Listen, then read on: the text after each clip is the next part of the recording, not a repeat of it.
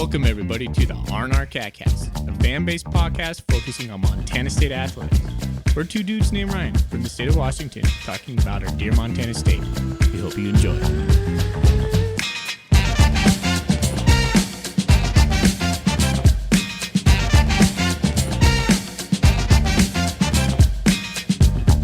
All right, welcome back, Bobcat fans. Thanks for joining us on another episode of the R&R CatCast. I'm one of your hosts, Ryan Foley. I have my good buddy, Ryan Thornburg, with me. We are the Ryans of the R&R, the Montana State affiliate of the Big Sky Podcast Network. We want to say thanks to our awesome sponsor, Gear Up Sports. Gear Up Sports is a youth sports platform focusing on solving the uniform and apparel headache for coaches. If you're a youth or high school coach and need some player packs or uniforms, contact them at www.gearupwithus.com. Make sure to mention the R&R CatCast. We have a swag store over there, a merch store. You can get some R&R gear if you like. That'd be pretty cool to see you out in the wild wearing our logo. That'd be pretty cool. Tonight, we're going to talk about Montana State beating down Pokey. Idaho State Bengals over in Pocatello, 37-17. And we're going to prepare to talk about homecoming against the Battlin Bears, Northern Colorado. Thorny, how you doing, buddy? Doing great, man. I'm doing fantastic. Good intro. Nailed it. I think I'm the only person who calls them the Battlin Bears, but I haven't stopped in a couple years. I'm not sure they are the Battlin Bears. They're not. I think we've gone over this. We've gone it was like Rocky, right? Or like we've had this conversation multiple times. And I should know the answer because we've had it multiple times. But here I am like, no, that's an NAIA Montana team. I just don't remember which one. Yeah, well. The Battlin Bears. The Golden Battlin Brown Bears. Just throw all the various bear ones in there. All right. Well, if you're new to the R&R, thanks for listening with us. A little show rundown for you. We'll talk about any breaking news that happened in Bobcat land. We'll go into Brett Vigen's presser, what he wore, and key points from his talk to the media. We'll go into the FCS stats poll. Typically, that comes before Coach Vigen, so we'll hit that before we talk Coach Vigen. And we'll break down the game that was in Pocatello last week. Montana State improves to 5-0. And then we'll preview homecoming over in Bozeman, Northern Colorado coming to town. A reeling Northern Colorado. I'm not sure when their last win was. It's been a while. They went 0-4 the last season, and they just got done playing Cal Poly. It didn't look good. So Montana State has, well, they're probably licking their chops right now, just looking at Northern Colorado coming. But we'll get into that. And then we'll hit up some Golden Coulee questions and talk a little bit about what's going on in the Golden Coulee land. We got some questions and some concerns out there for the R&R. Sounds good. Do you want to do any sort of Big Sky conference recap since we skipped our instant reaction show? Yeah, let's do that. We can maybe just pick a couple games of note. We don't have to go through everything, maybe. But there was some noteworthy stuff in the Big Sky. It was a pretty wild weekend, actually. All right. Well, let's do that right after we do the FCS stats before we get into Coach Vigen's stuff, because typically when we get into Coach Vigen's stuff, that just parlays right into our good conversation about the game. Sounds good. All right. All right. But first, let's get on the horse. What's in your Golden Coulee? What's in your Golden Coulee is brought to you by Wilbur Ellis. Go see Shea Richter and Company up in Fort Benton for all your farming and fertilizer needs. All right, Bully, I was asking you before the show started. I told you I wanted a beer. I didn't want to jinx it. And you told me it's Northern Colorado. Don't worry about it. I'm ending my run of sobriety of this podcast on the Golden Coulee segment. I have a Lewis and Clark Miners Gold. Not a bad real beer. A real beer. And then I have the Blue Moon non-alcoholic as my second beer if I feel like drinking more after this, which, whatever. But yeah, I'm back on the wagon. On the wagon. Off the wagon? Which one is it? Whatever. So you're not telling me you don't have sparkling water and prune juice? No. I got called out on Bobcat Nation on the Golden Coulee thread. That was pretty funny when I saw that. Hey, man, was whatever. pretty good by 4 it was quarters. working, but it's time to retire the prune juice. Yeah. Last night I jetted over to Perry Street.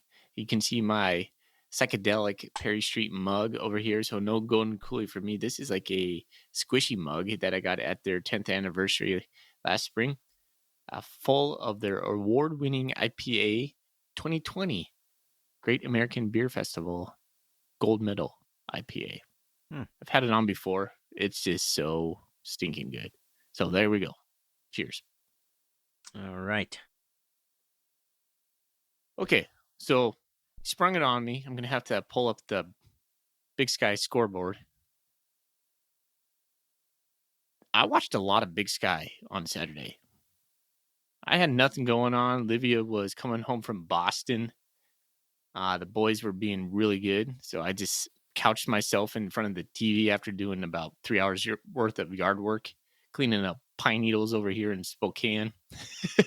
That time of year. And I watched myself a mess of Big Sky football. Let's start off.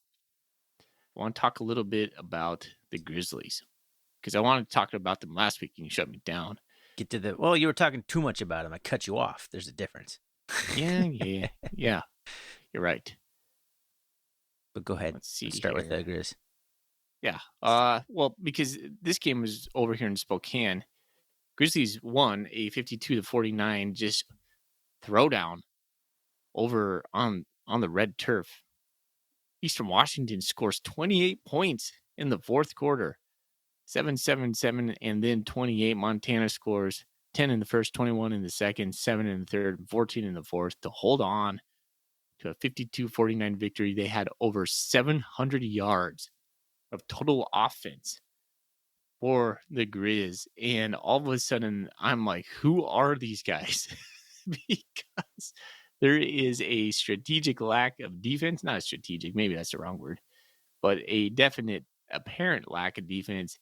And all of a sudden, they are in some sort of offensive juggernaut. And I've been kind of a little bit of battles with some guys on Bobcat Nation about this. And they're like, well, Eastern's the worst defense, blah, blah, blah. Okay. But still, they have Keelan White, Aaron Fonch, Junior Bergen, Eli Gilman, Cole Grossman. I mean, they Nick just have Osmo these. is having a good season too. Yeah, they just have like these prolific players on offense. Fife is slinging it around. And it doesn't seem to matter which if it's Logan Fife or Ayat either. So take off the blue colored glasses there, a couple of you guys, because their offense is for real. I don't care if it's Eastern or not. They're pretty prolific right now on offense, and that is quite the departure from the last couple seasons when we were watching the Grizzlies, where almost they were just banging their head against a wall offensively and then dominating on defense. And so my head is just scratching over here going, what's going on with these guys? Yeah, and their defense is anything but dominant. They've given up over 40, over 30, over 20 twice, and the only other game was against Morehead State, 59-2. So throw that Morehead State game out, they're giving up like 30-ish points a game, 35 points a game. That's just very odd. It's a flip-flop, complete flip-flop from what we've seen from the Grizz years. Are they turning into like a Rob Ash squad? I kind of feel trouble might be a brewing because Fife is playing so good right now, and they were putting their eggs in the IOP basket. I think this is just going to somehow collide midseason. I don't see how this is going to work harmoniously. I don't know. Kind of weird. I'm watching with intent from afar right now. It's kind of fun watching. I mean, we had a very definitive 2-quarterback system, like with purpose. This seems more like they can't decide who to go with. A little bit of nuance between what they had and big cat, little cat. Mom's chili, wife's chili over there. That's right. So something's cooking. All right. Davis wins at home against the Vandals, man, 28-26. Idaho down to their third string quarterback or whatever it was, fourth string quarterback. Fourth, man. He could still sling it too. And all of them pretty serviceable, throwing the ball around. But Idaho, man, I think they finally kind of ran out a little bit of luck. I've been kind of look. Idaho's a good team. People have been putting them in first place votes. I've been arguing against that all year, and this weekend proved a couple things. Idaho, I mean, obviously that was a on your foot string quarterback. It's tough to win, but they lose that game, and then the other game that Idaho fans and defenders of them having them in the top 3 and top 2 was their beating of Albany, the top 25 team. Albany just got smoked by Maine. Let's go. and we all know what the Bobcats did to Maine. So a bad weekend for the Vandals, and appropriately they fell fairly far in the rankings. I do think they're an extremely good football team, and they won't be down for long. But yeah, I was a little surprised by that one. I was expecting Idaho to kind of keep it rolling, and giving up 28 points to 3 quarters, even with that wasn't really the defense's MO up to this point. Talked to Mr. Krotzer today. Shout out to Mr. Krotzer, 6th grade science teacher at SAC Middle School, Spokane. I didn't know if you wanted all that info on the podcast. It's there now. I went for it. His son plays D-line for the Vandals. He's the guy, I think his number's 97, really long hair. And I was watching that game. I was like, man, your son's getting a lot of snaps. And he gave me some sort of like 40 to 50 snaps. I was like, I thought they rotated more. He's like, man, we are down quite a few in injuries. And he went to list off some major injuries Idaho Vandals have, including Abraham Williams, who was Weber State's returner extraordinaire who transferred over there. He's out. I forgot about that. He transferred from Weber, right? Yeah, they have a big tight end that's out. A couple defensive linemen that are out. So he's like, we're hurting the unit right now, and there is trouble. And what was interesting was the first time he talked a little bit disparaging, not really disparaging, but he was like, yeah, and Coach Eck was up to his Coach Eck things, going for a 4th down when we should have just took the points. And most of the time he's singing his praise, but that does come back to bite Coach Eck in once in a while. And I've always thought that Coach Eck is like, he'd rather sell soul than lose kind of coach, where he's just going to put everything on the line just to make that happen. And I thought he was going to pull it off, because I was just like, this is what Vandals do. They get into these games and these shootouts, and nobody's going to shoot out Coach Eck. Miles Hastings did, man. Miles Hastings was incredibly efficient. Their offense was pretty dynamic. They were hitting plays all over. They weren't relying on Landleris, and he was there to be kind of the stalwart backup. Or not backup, but the guy that they could depend on. But a pretty good game from Miles Hastings. I think he had 25 of 33 for 248 yards. That's a solid 3 touchdowns. That's a solid stat for a guy we tend to kind of say he's like who's the Smith guy from, who's that quarterback from the old 49ers? Alex Smith. Yeah. I've heard people maybe it's been Coulter who says he's like the Alex Smith of the Big Sky, but I don't know. UC Davis took a jump in my eyes. Idaho doesn't seem as scary right now. I think the injury bug has caught up to them, and there's only so much that they can withstand. Well, they did hold the Aggies to, I'm going to do just running backs here, because Miles Hastings got sacked for negative 31 yards, but Landon Harrison only had 46 yards on 18 carries. And their other guy had 5 carries for 14 yards. So Idaho's defense still very stout against the run. So that's going to be strength on strength when it comes to it. Why is Lane Larison at 3 for 3 on passing attempts for 38 yards? I'm not sure. I do think Idaho's defensive front is a very solid group. Yes. I don't think they have the depth right now that they normally rotate with. Yeah, well, that's a pretty interesting stat. Let's we want to keep it moving here. I don't want to go through all the games. A little bit interesting. Weber State lost to McNeese State. Only kind of interesting because Clifton McDowell's quarterback for McNeese State, and a little bit surprising. Weber State was kind of getting it going together, but all of a sudden McNeese is 4-2. Wouldn't that be something if McNeese State comes to Montana State or Montana in the playoffs? It's the possibility. Oh, it's an absolute possibility. Yeah.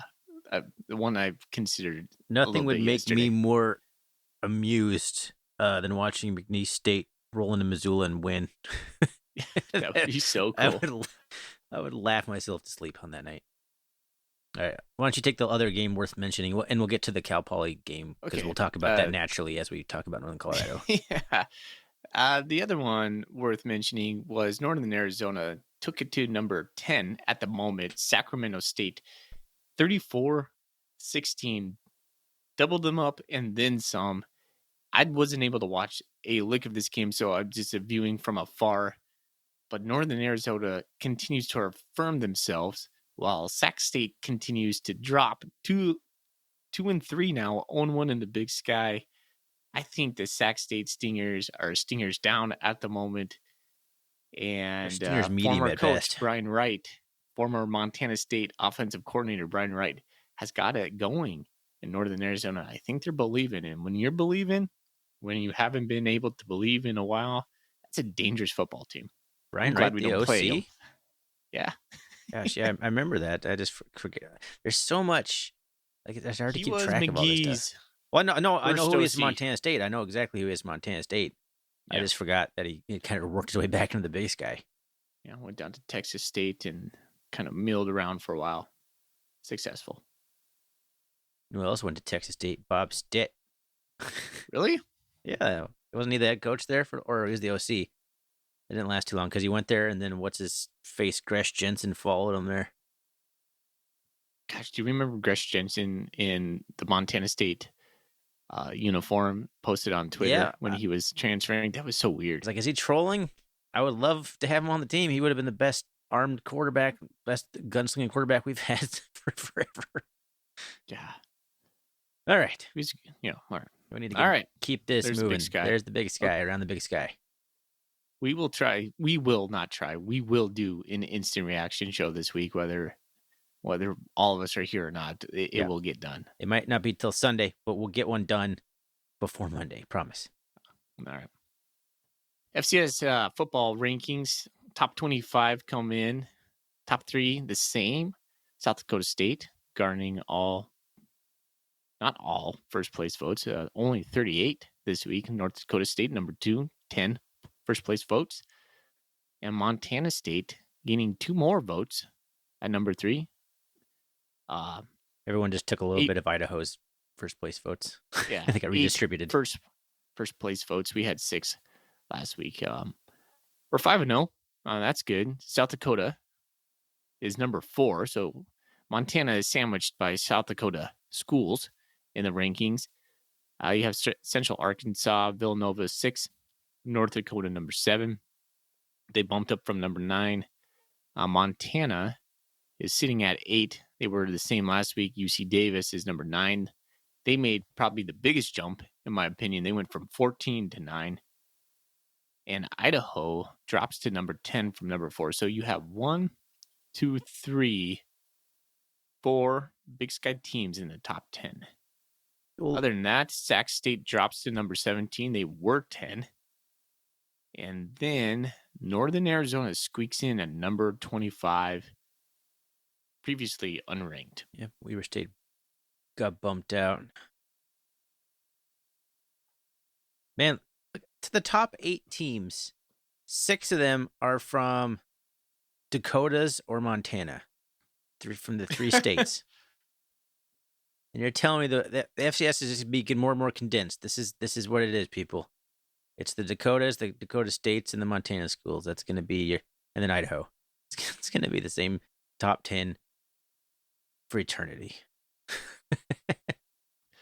Well, in the people arguing that are going to say, well, it's still Georgia, Alabama, Ohio State all the time, and there's some validity to that. Yeah. But I think if that's the case, then we should all be in the same conference. We should play South Dakota State. We should play North Dakota State. We should play, beat up on each other essentially in some sort of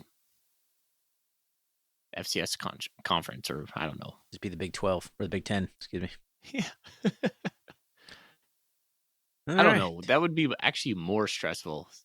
Well, yeah. Having South Dakota State, North Dakota State on your... Half the teams wouldn't be in the playoffs anymore. No. Yeah. I don't know.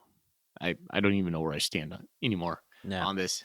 It's exhausting to think about. Let's move on from that. It's kind of... It's exhausting. It was fun. We talked about it. We had our little fantasies.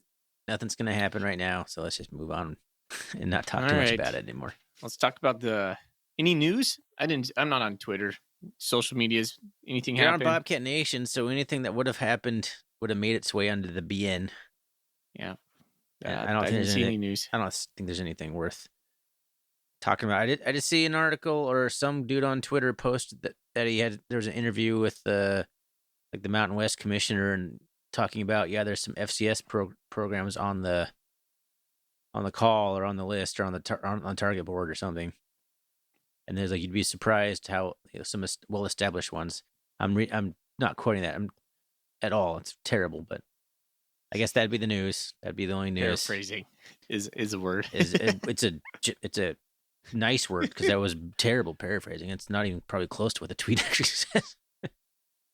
But yeah, what was the not the only what was news. the two schools that the Mountain West reached out to, clear across into the East Coast? Someone from the MAC, and that was was one of them Tulane?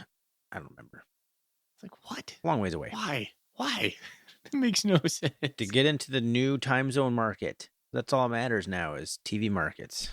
Now you have a new time zone to play in. All right. Okay. Can we talk about what everybody's here for? Yes. What Coach Vegan was wearing. Absolutely. And now, Bobcat fans, it's time for F&F Fashion Watch, brought to you by Foley and Fisher, the only two that seem to really care what Brent Vegan is wearing at his press conference. That is loud. Coach Vegan wore a dark navy suit with a subtle gray heathered checkered pattern, a pressed matte gray shirt with a navy patterned tie. No pocket square, no baloney. I think Ding. Brent Vegan's always no baloney. Yeah. Just in general. Put some in his baloney life, in there. He's just no BS, no baloney. All right, so I'm not going to reveal the sources, but we do have a source talking to us stating that Mrs. Vegan might be listening to the R&R, the Foley Fashion Watch, and stated at church there will be no pocket square. This gives me hope. This gives me hope, people. Someone in the vegan household, apparently Mrs. Vegan, is listening. Molly, Mrs. Vegan, this is our petition to you. You are probably a kind and lovely lady. It would take nothing but a little slip of a pocket square into Coach Vegan's lapel. We can make this happen. We could work as a team. Everybody would be cheering. Everybody would be cheering. Please. Yes. Let's make this happen. Let's make it happen. Let's get one thing changed. Let's use this podcast for good change in the pocket squares. The people demand it. Yeah. Statistically, viewership is up on these YouTube videos watching Coach Vegan during his press conference. A lot of eyeballs on that chest, his attire. Let's spice it up. That's all conjecture. All right. Well, I believed you. Yeah, I said it pretty convincingly. I have a source that's telling me. I just assumed you were kind of paying attention to the YouTube accounts. There's 10 more than last week. You're the one watching them. Right. I don't watch them. I listen to them. Yeah, well, I mean, I tune in and then I have to pause it because I have to think about how I'm going to write it, and then I have to zoom in because his suits are so dapper that the patterns in them are so subtle, and the camera angles are so bad most of the time. I have to use all my abilities to zoom in. Anyways, Coach Vegan, you do great. Molly, let's make it happen. All right. So Coach talked about, he gave a little bit of praise to Pocatello, the defense for the Bengals, which I thought was a really good defense. And I do have a buy or sell. I'm just going to hit you with it right now, Thorny. Buy or sell, are you concerned with, quote, unquote, this is Ryan Foley, all of a sudden a dry spell of big plays? Yes. Do you care to expand? No. Okay. I'm just kidding. I mean, I know teams are playing it that way, but we got to prove we can still hit some big plays. Although we're sustaining drives, we're moving the chains. I think our third down conversions are good, but I don't know, man. It's nothing's going to be like Maine. We've talked about that. It's not going to be home runs every time, but it just seems like we're getting 5 yards every play right now. Yeah, and we're complaining about 5 yards every play, and that's a good thing, in from Yeah. the 30,000-foot view. I kept waiting for a 40-yard run, a 60-yard touchdown scamper because it looked like we were that close to it. Go back week, we're playing Mercyhurst. It still felt like the same. You're like, "Oh, man, Montana State should be busting one of these," and we weren't. Funny thing was, Coach Vegan praises Scottree Humphrey, saying that was his best game as a Bobcat, making cuts, making different things. Taco Dollar talked about it today in his 406 Montana Sports interview. Shout out to Victor Flores for putting that up. It looks like we are in kind of like this lull of big time plays. I, I I don't know if I'm concerned. It just feels different because that was the hallmark of the early season for us, was hitting these gashing big plays, and we haven't seen that. Not only from the running, we're not hitting big plays down the field either. Like Sean Chambers was our big play down the field guy. Tommy Malot's passing, I would say, arguably is probably the best of his career right now. Still not a lot of big plays to be had downfield. Well, it wasn't his best of his career against Idaho State. So I don't know. We're starting to see you ask questions like this, and then we start talking about the game. Okay, sorry, I'll get and we're back not to you, the there yet. presser. Okay, all right. Fair enough. Let's see. Because I'm ready. News on the injury front. He says still no Polidor, still no Julius Davis. They're out there practicing. Kind of leads in. He's like, maybe a week away. I'm guessing 2 weeks away. Although I'm not sure. I think holding Julius Davis off of playing Idaho. I watched Julius Davis. He looked like a man possessed last year playing Idaho. I think he wants all of that. So I would say probably my prediction is Julius Davis comes back next week. Polidor's out. Perkins is still. I don't know if Perkins can come back this year. I'm just going to say it straight up. This is just me stating it. I hope I'm wrong. People talked about Taki Ulokipa. Not ruled out. He didn't disclose what injury it was. It looks like the same injury that 2 weeks ago or 3 weeks ago. Something with the knee. I'm just projecting here. Could be something else. John Johnson will miss the first half with a legit targeting call. Shout out to Ty Gregorak for calling that out on the game, not wrapping up, and then Coach Vegan kind of defended him in the post game, saying probably has something to do with his hand with the club he's wearing, not wanting to. Makes it hard. Yeah, and he said John will probably have that cast off this week. So, hey, but he will miss the first part.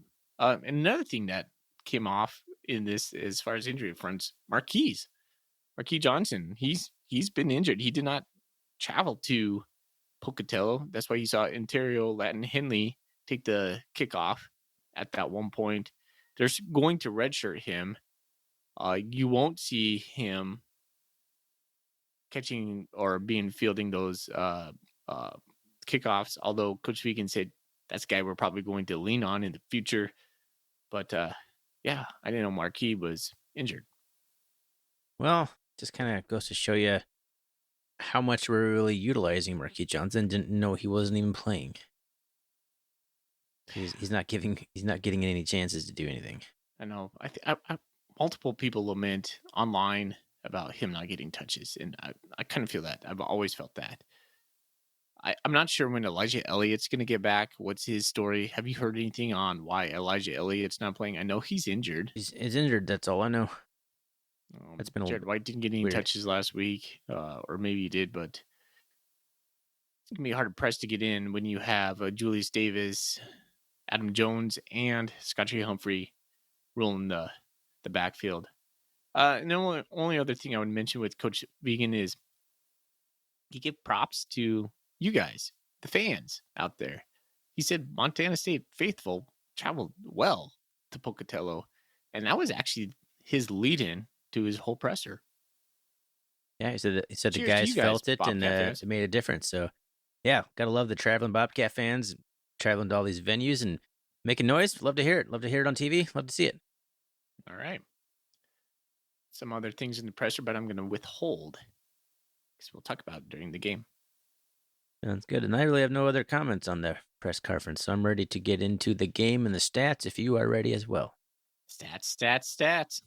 I don't know what that was. Brought All to right. you by Blink. You can sponsor our stats. We talk about it every week. If anybody wants to sponsor our stats segment, you know how to get a hold of us. Brought to you by Lewis and Clark Brewing, which is in my Golden Coolie.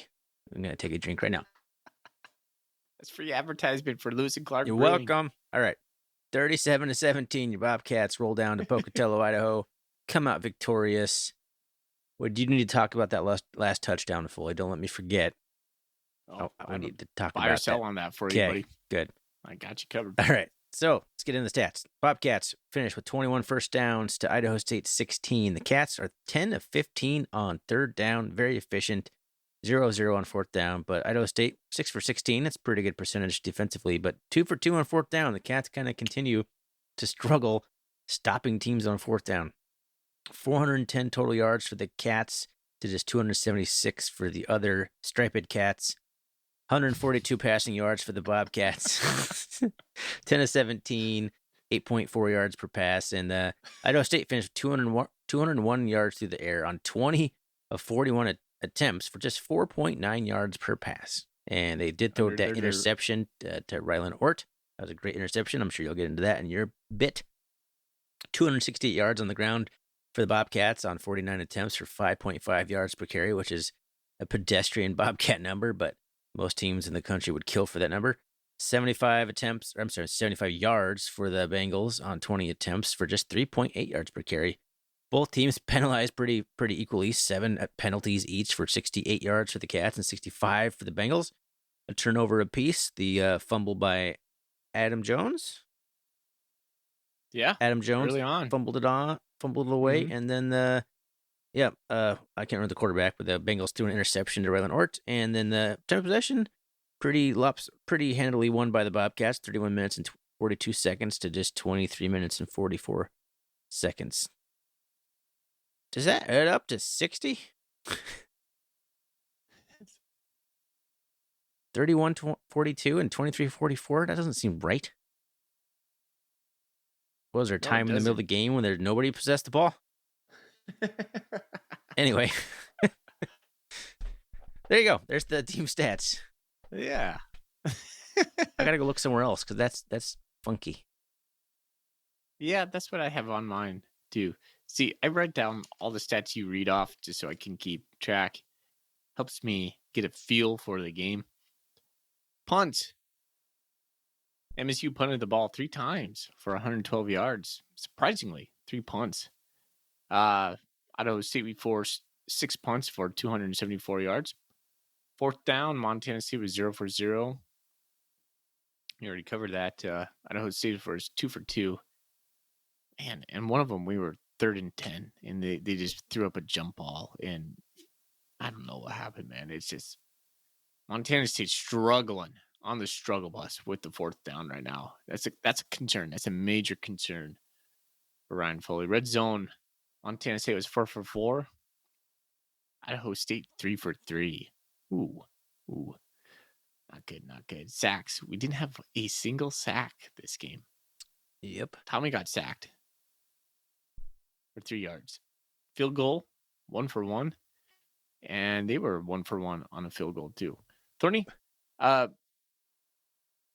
who made the field goal? Miles Sandstead. Are you sure? Yeah. Okay. All right. I'm not. I think somebody else. I think Taco Dollar said it was Brennan Hall today, but now I'm confused. Anyway, stats say it's Miles Sandstead. What number is Miles Sandstead? Would you look that up for me? 39. It's number 39. Okay, we're good then. Let's talk individual stats. Tommy Millot was 10 for 17 for 142 with 1 touchdown. He had a long of 70, so 70 of those 142 came on that Rohan Jones fourth quarter, just first play from the scrimmage. So not that great. Tommy kind of struggled in the passing game. He had 6 carries for 26 yards and a touchdown, a classic Tommy Millot touchdown, which was good to see. Scotty Humphrey He was our leading rusher. He had 27 touches for 159 yards, 3 touchdowns with a long of 21. Game ball Scottree. It's crazy to get 159 yards with a long of 21. I know. Well, he had 27 touches. I mean, he was doing a. You're still churning out like grown, 6 yards grown to carry man's or work whatever. right there. 7 yards to carry. Adam Jones only had 12 touches for 61 yards after he fumbled. You didn't see a lot from Adam Jones after that. He got put in the doghouse a little bit, rightfully so. And we were kind of fortunate to get a pick right after that from Ryan Lenore. Let's see. Rohan Jones, he had 2 catches for 93 yards. Again, with the long of 70. I'm a huge fan of that guy. He's just a good human being, as Taco Dollar said. He looks like a good guy. Jacob Trimble, he had 1 catch for 23 yards. Ty McCullough had 3 for 17. Danny Yu led defense with 10 total tackles, 3 solo, 1 tackle for a loss. Brody Grebe had 3 total with a half of a tackle for a loss. Paul Brott had 3 total, 1 tackle for a loss, and 2 QB hits. Paul Brott is a wrecking ball in the middle of the defense. That guy going out party a little bit. Yeah. Like, holy cow, number 96 coming through the line. You're like, who's that ginormous dude? Paul Brott is his name. You should be paying attention to him because kind of an unsung hero so far. Makeda Riley, 4 solo. He had 8 total with 4 QB hits. Makeda Riley hit the QB 4 times, not 1 sack. Simeon Woodard, 2 pass breakups. Taco had 5 returns, 73 yards. He had that long 50, flipped the field. He caught it on like the 3-yard line or 6-yard line and returned it out past the 50. That was huge for us. Miles Sandstead, 4 for 4 on point afters with a long of a 44-yard field goal. Continued to be pretty impressive on that. I looked it up today. We're perfect on point afters, and we'll probably miss one now that I just said that, but 25 for like 25 on the year. And he's been perfect lately. Good for him. Let's see. Christian Fredrickson. You don't know that guy because he plays for the Bengals. He had 6 catches for 60 yards. His brother, Logan Fredrickson, plays for the Cats. Did you know that? Brothers played against each other. That's right, yeah. Yeah. Let's see. Tracy Kobe, their quarterback, was 17 for 33, had 183 yards, 2 touchdowns. His last touchdown was insane. He just literally threw it up while getting smashed. Yeah. Threw a dime. I was flabbergasted how that one was completed. I was like, come on. It was on like 3rd or 4th down too. It was wild. Hunter Hayes was 3 for 8, 18 yards. So he didn't really factor in. He had 1 interception. And I forgot to mention Ryan Lord. He had 4 total. He had that interception. So there you go, man. Those are your stats. What do they tell you?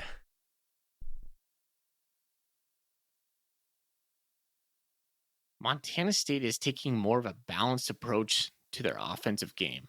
That's what they tell me. 17 passing attempts and 49 rushing attempts is balanced.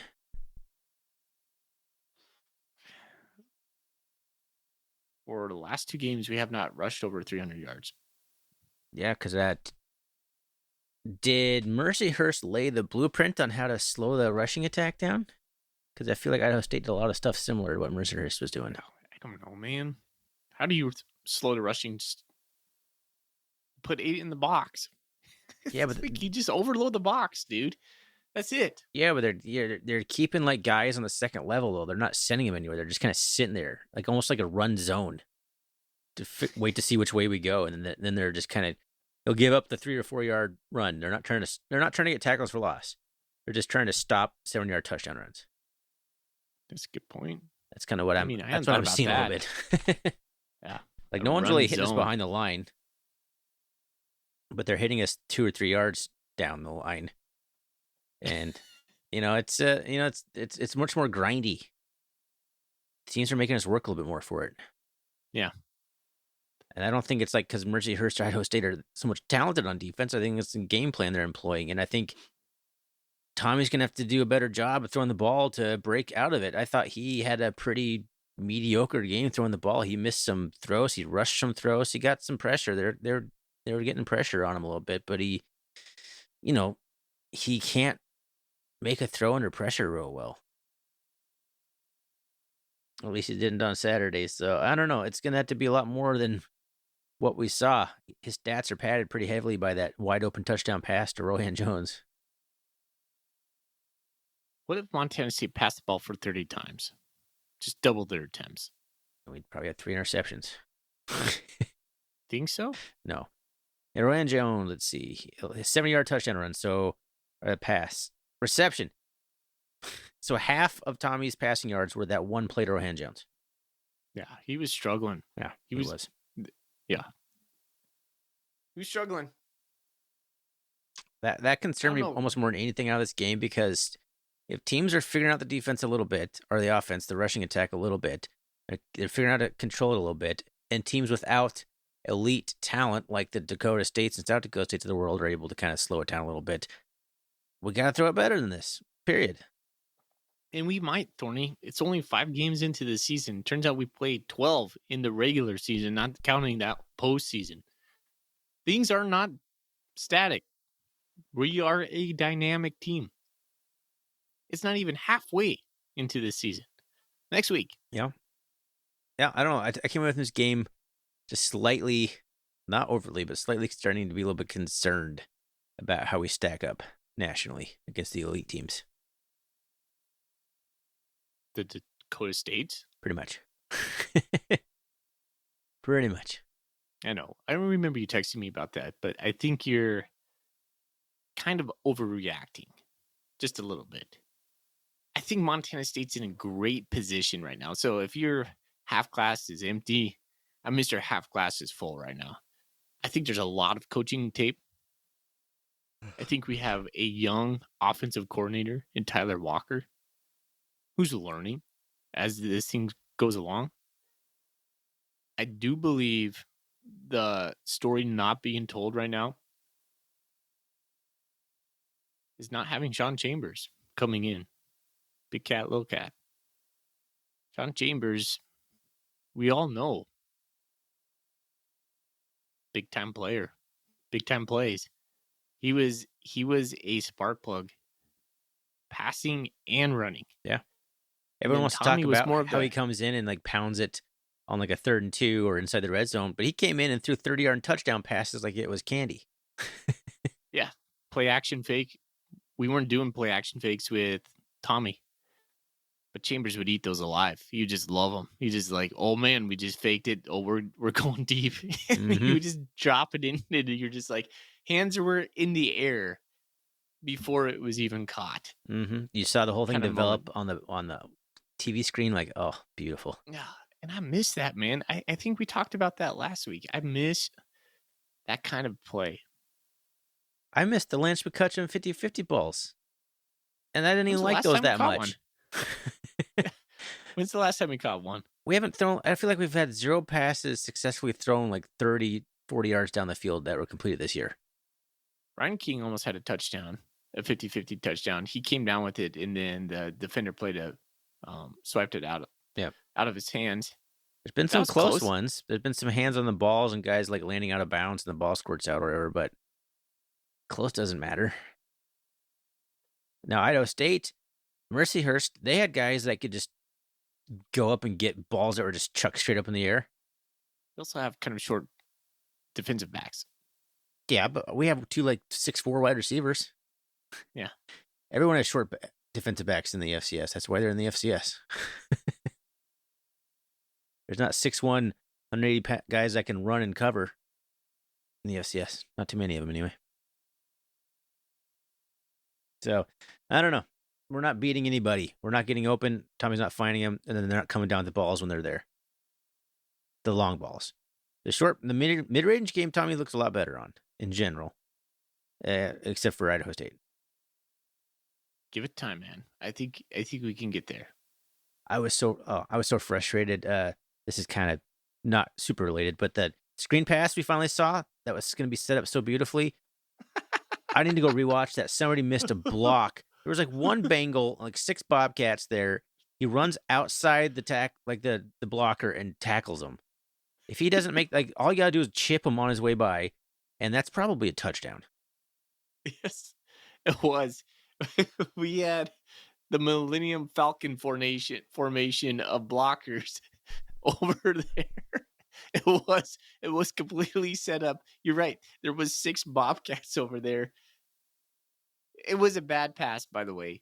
Adam Jones had to reach back into the ground to get that pass. So I don't think he would have been in the right state of mind.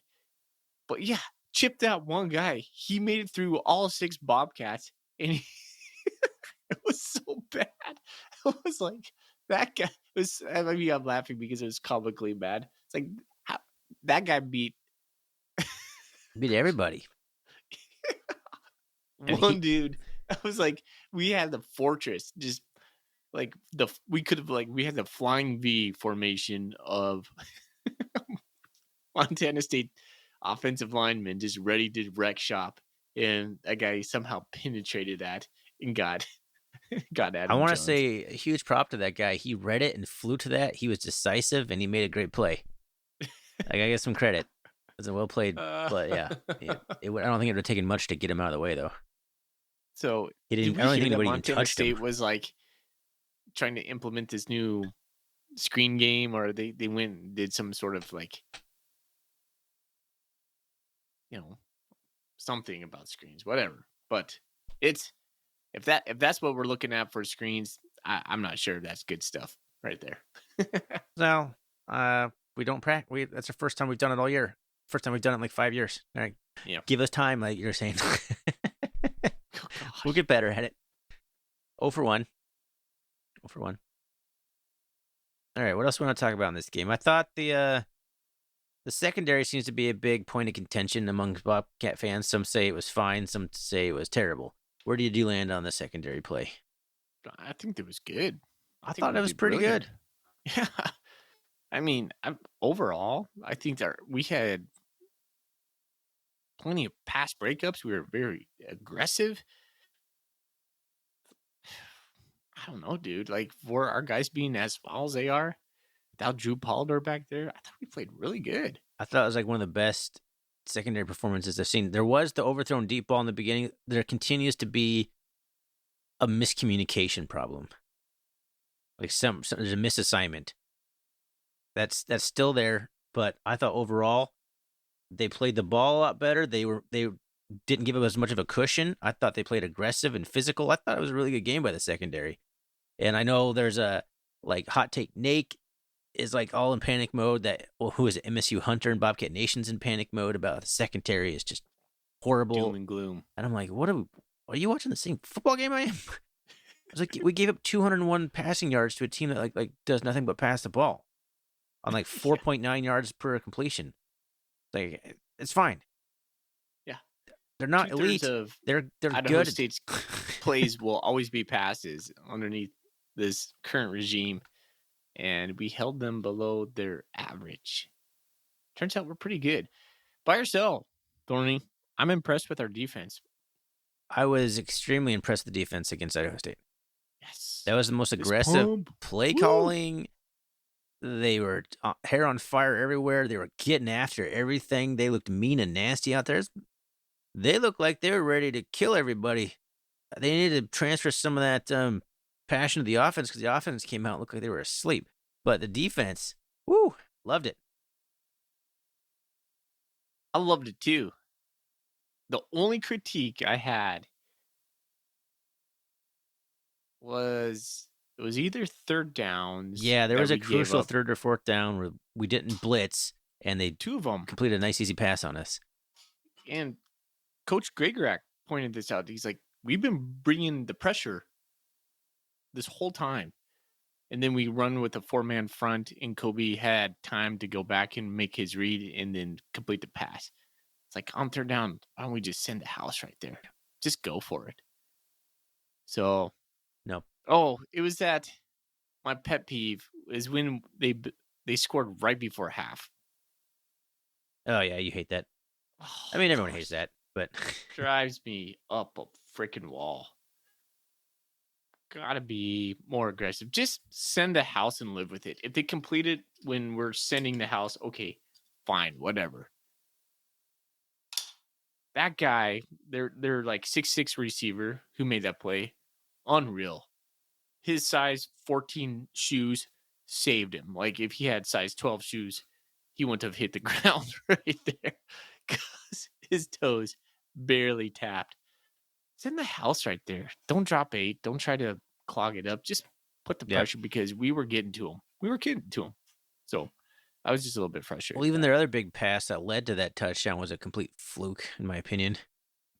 Like we went off sides, so of course then half the defensive line stops playing because they're like, oh, there's a penalty. Let's shoot. Oh, we get to keep going. So you've already like been indecisive and lost your advantage there, and the quarterback just heaves the ball straight up in the air. And I didn't see the replay. It almost like our defensive back was on the ground. I was like, did the wide receiver just shove him to the ground? I don't know, but whatever. It's a complete just toss up ball on a penalty, and they got lucky and came down with it. I mean, that was they like got the 5-yard penalty anyways. That would have been put at 4th and 3. I think that was 4th and 8 on that play. yeah. So that was just a kind of a unlucky play. I mean, the Bobcats went offside, so it's not unlucky. We shot ourselves in the foot, but it's just like I thought the defense overall played pretty well, and that was like one of the only good plays they had, and it was because the defensive line gave up because they thought it was a penalty. So it's just one of those weird plays. All right, so a little bit on that play. I think this happened twice. A new formation. They call it the cowboy formation. You know what I'm talking about? The Bobcats? Yeah, they're putting Brody Greeby as a kind of like a stand-up linebacker. I've seen that, yeah. They call it the so cowboy? That's called the cowboy formation. Zach Kreis mentioned that today in his presser on 406. By the way, great interview. If you ever get a chance to go look at that one, he's good behind the mic. He'd be like a guy maybe like later on when he's not playing, maybe we should get on or something. But what do you think about that? Like we were offsides twice when we were trying to figure that one out. Yeah, we were a little jumpy. We were almost too aggressive sometimes. Like there's a couple times. Like I don't know. I loved the wrinkle and I loved the aggressiveness. I'm okay with a few offsides here and there. Okay. It should not be on a key down. It shouldn't be like 3rd and 4. You should never be jumping outside 3rd and 4. Give him a free first down. But yeah, I don't know. Do you think we're trying to design too much for Brody? No, I don't think so. Okay.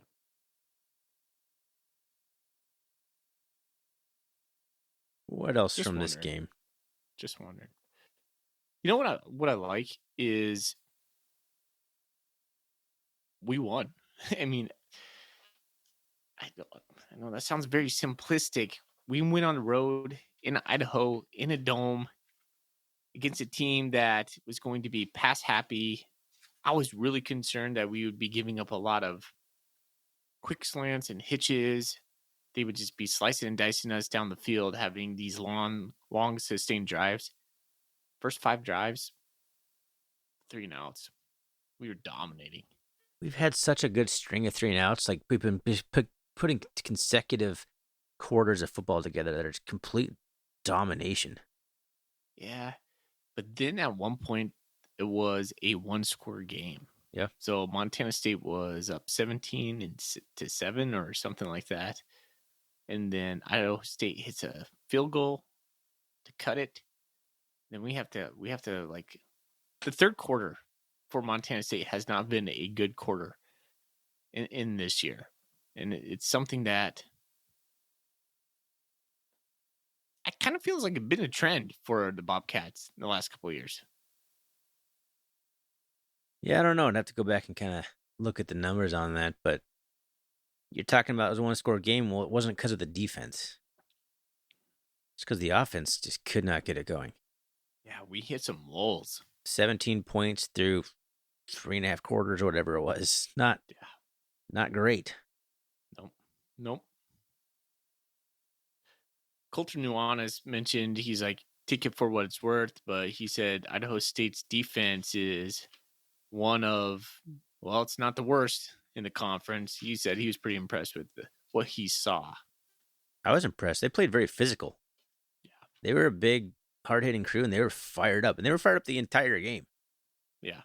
I'm impressed with Cody Hawkins and Dan Hawkins and the crew that they got going on over there. I think if Cody Hawkins can maintain there, if he can stay there, I think he will build it into a middling team for the Big Sky. Yeah. If not, top 5. They could be a consistent 7-win team.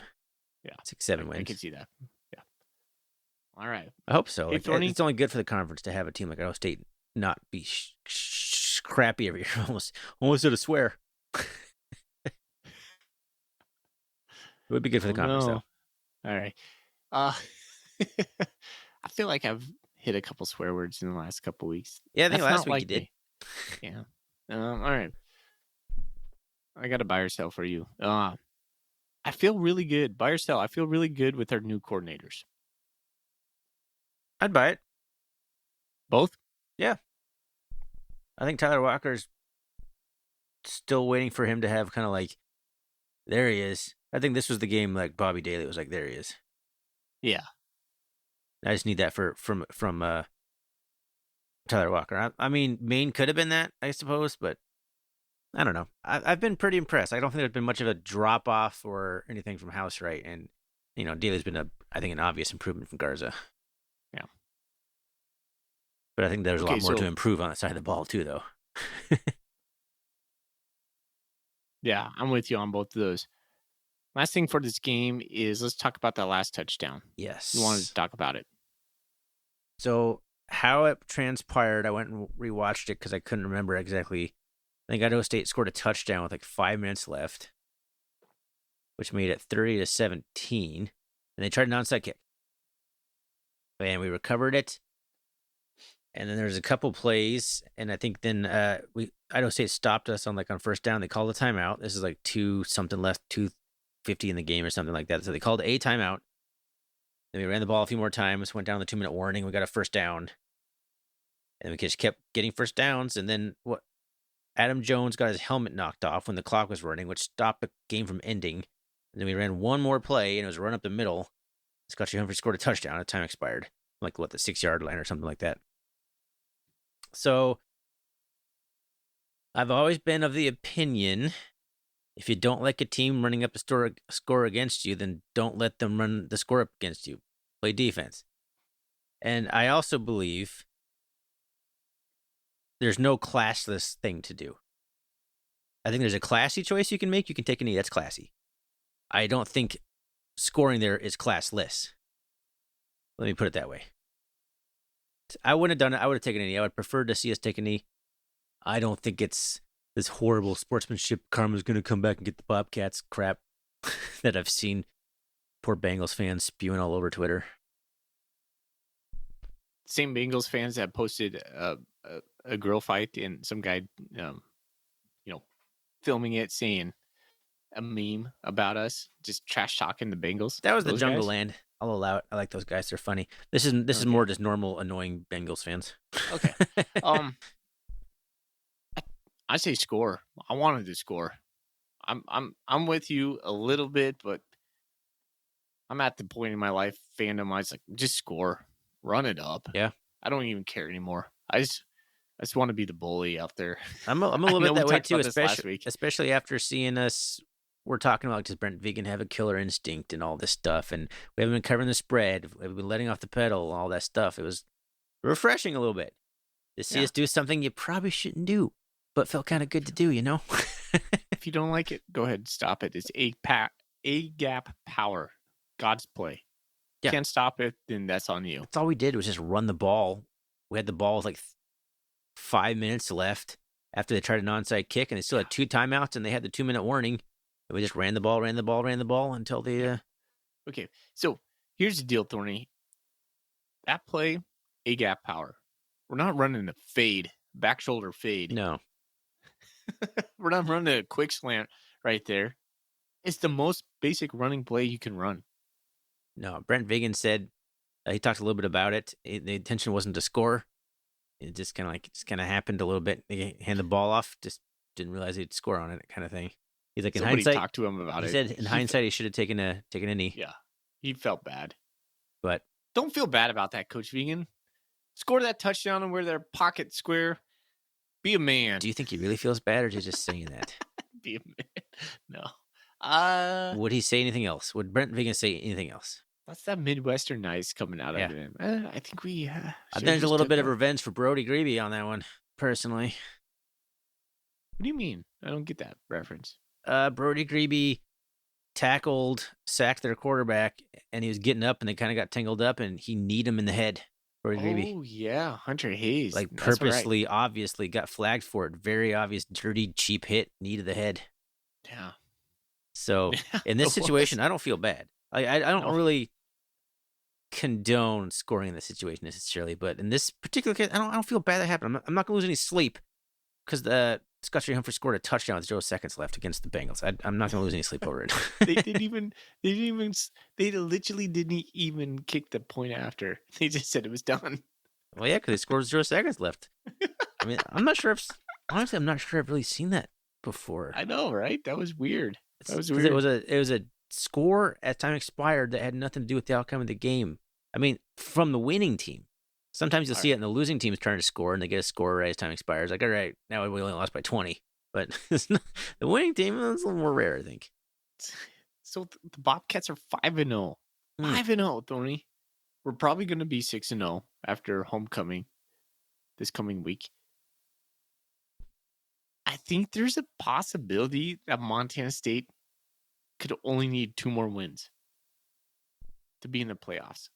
We're the 3rd team in the nation. Not saying like Montana State could just airmail it into its goal, like lose the last 5. No, we're not getting in at 7-5, losing 5 in a row. Yeah, no, we're not. But a 7-5 Bobcat team. I mean, this is hypotheticals. I don't want Montana State to go 7-5. Could Montana State hypothetically only need 2 more wins to be playoff eligible? Brian Foley says yes. It just depends. Yeah. It depends how it transpires, but yes. You're not going to leave Montana State out of the playoffs at 7-5. Unless they lost 5 in a row, then you would. No, you're not going to leave Montana State out. No, they won't. They wouldn't. They would somehow find a way to put us in. It's the whole Grizzly thing. Like, the Grizzlies always get in. We're at that level now. I disagree. All right. Anything on Northern Colorado? Because that means we would have lost to Portland State and Eastern Washington and Northern Colorado. Oh, no, not Northern Colorado. But it means Portland State and Eastern Washington, though. Eastern Washington at home. I don't know, man. They put it on. I think that's the one loss I have penciled in for the Cats in my preseason show. I'm pretty sure I have to losing it at Eastern. I hope you're not some soothsayer on that. That would be so. Well, I am so far. I'm perfect on the Cats so far. I picked us beating New Mexico, and obviously I picked us beating every single team except for Eastern. He started drinking too, guys. He's not on the sparkling juice and prune juice. Sparkling water and prune juice. Not that old. God. Not drinking prune juice yet. All right. Northern Colorado. Oh, yeah. Apparently, they've played 5 quarterbacks. I did a little bit of research on those guys, and then I got bored because I was like, I can't figure anything out about these guys. They almost beat Abilene Christian, who is a top 25 team. Abilene Christian hit like a 52, 53-yard field goal to end it. I felt really bad for the Battlin Bears after that. I want them to win one. I don't want them to win against us. I was like, Cal Poly, let's go. And then Cal Poly takes it to them, of course. Where you at with Northern Colorado on this game? Anything to talk about? No. No. I mean, McCaffrey's are gone. Ed Lamb's year 2. He still doesn't have a win. Got to feel a little bit bad for them because Ed Lamb is a good coach. But they're in such a weird position. If you're a player going to Northern Colorado, like, are you just a straight mercenary at this point? Like, I don't understand how you can recruit to that program. I don't know. I mean, you could probably fill a roster with like local-ish Colorado kids and probably put out a decent product. Yeah, I don't know. It's just weird. They're averaging like 13 points a game on offense. There's been 3 separate games they've scored 7 points. what happens when you play 5 quarterbacks in No. 5 games. And the lowest amount of points they've given up is 24, and they lost to Cal Poly at home 20-7. That's terrible. Yeah. And I mean, this game could end up being like more uncomfortable than we want it to. I just don't see any way the Cats lose this game, though. Yeah. They're just not a good football team. Everyone's talking about, "Oh, put Chance Wilson in the second quarter." Like, I don't think it's they're a D1 team.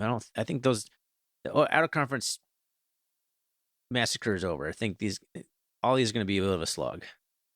But I don't know, man. That's a bad program. And I like Ed Lamb, the head coach. He used to coach at Southern Utah, but he's got some work to do. Montana State's going to honor the 1984 championship team. It's homecoming. Oh, that's right. This could be a slaughter. Yeah, Cats by 100. I forgot about that. Cats by 100. Yeah. It's, yeah. I think you and I on the record for as many years as we've been doing this podcast, we're really not hard on opponents. We're very respectful for.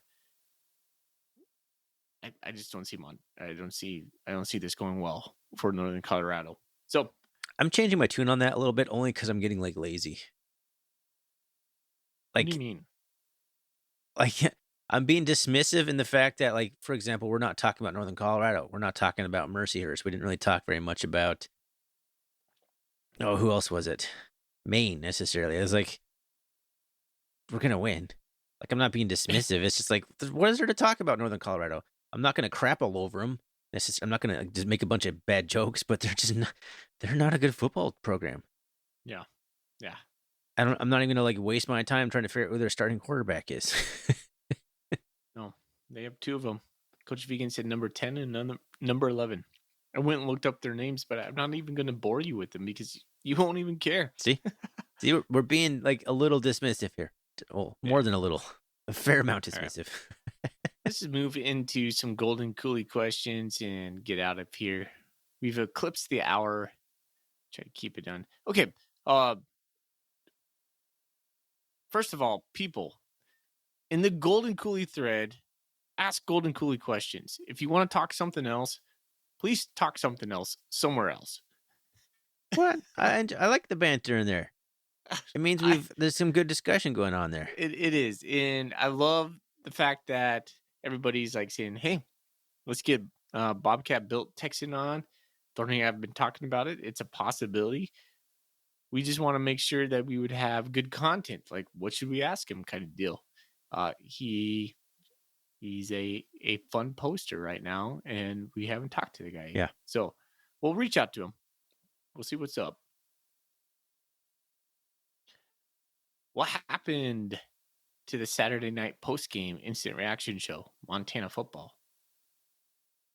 Life. Yeah, that's not a good excuse. We're going to do it. No. We're going to do it. Not a good excuse. I'm just saying we've been a little bit busy, but there's always, I mean, it's a 25 minute endeavor. We can find some time. We can do it. Our bad cat fans. I mean, there's not a lot going on right here in this, in these things we've slacked on, admittedly, not posting our episodes in the R&R thread.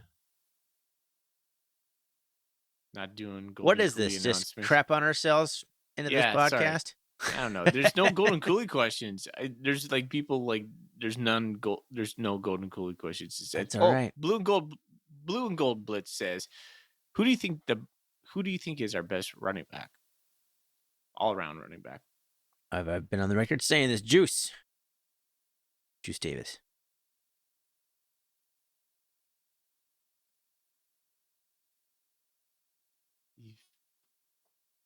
I don't know if I have an answer to that question. That's a really tough one. Adam Jones might be the second. Real close. I think that's the easy way to think about this. Yeah. I'm probably taking Adam Jones. Yeah. Receiving, running, blocking. Yeah, blocking's a part of it too. Yeah. All right. It's a good question. Blue and gold. I do have a couple of question hanging out on Twitter that we've been kind of I'm either forgetting to read or just haven't got around to. Danny on Twitter private messaged, Cooley question for the show. Do you think Troy Anderson will be at Cat Grizz? It's the Falcons bye week. I hope Yes. so. I think he will. 100%. Yeah, I think Yeah. he will. If it's a bye week, absolutely, I think he'll be there. It's a good one. Keep it coming. Let's go. X is going to give it to you. One that I missed, I was talking about when John Johnson might return. Well, pretty late on answering that one. He returned against Idaho State. Sorry. Let me see who that is. That is DeMikes on Twitter. Sorry for finally getting around to that and answering the question, or asking the question after it was already answered naturally. Likes. My bad. He was talking a little bit about, he was rewatching Gold Rush, and Andrew Powdrill seemed to be lost several times. I think Powdrill's come along. I get him confused. Who's the still? I get Stillwell and Powdrill confused. I don't know why. I cannot get them separated in my head. Stillwell's hurt, right? He's a safety. Yeah, do both wear number 1? Do they? I don't know. Doesn't make any sense. Okay. Any others? I think that's it. Got a couple in there. Ooh, that's bad. All right, we got to do better. All right. We will do better. Thorny and I'm looking at you, man. I'm looking at me. We're going to do better. Okay. All right. Well, Thorny, I think the only person that gave us a good Golden Coolie question was I actually don't think anybody deserves a Golden Coolie question Jeez. this week. I don't know. Blue and Gold Blitz or is it the guy on Twitter? Blue and Gold Blitz. Yeah, blue. Well, you're just ending this on a positive note. We suck at this, and all of you suck at questions. Let's end this episode. This is a you issue, not a me issue. I thought you said I was the pessimist. Look at you. Okay. Yeah. Look at me. Look at me. All right. Well, I think that about does it for this bad boy. Yeah. Anything else you want to say? Signed, sealed, and delivered. Let's go. All right. Well, thanks everyone for listening to the show. If you're tuning in for the first time, we appreciate you finding our little slice of Bobcat Nation out here. You can find us on Twitter, RRCatcast. You can find us on the web, rrcatcast.com. You can always email us at rrcatcast@gmail.com. You can find us on Bobcat Nation. He is Common Cat. I am Celtic Cat. And Foley, let's get out of here, man. Let's go Cats. Go Cats. Go Cats.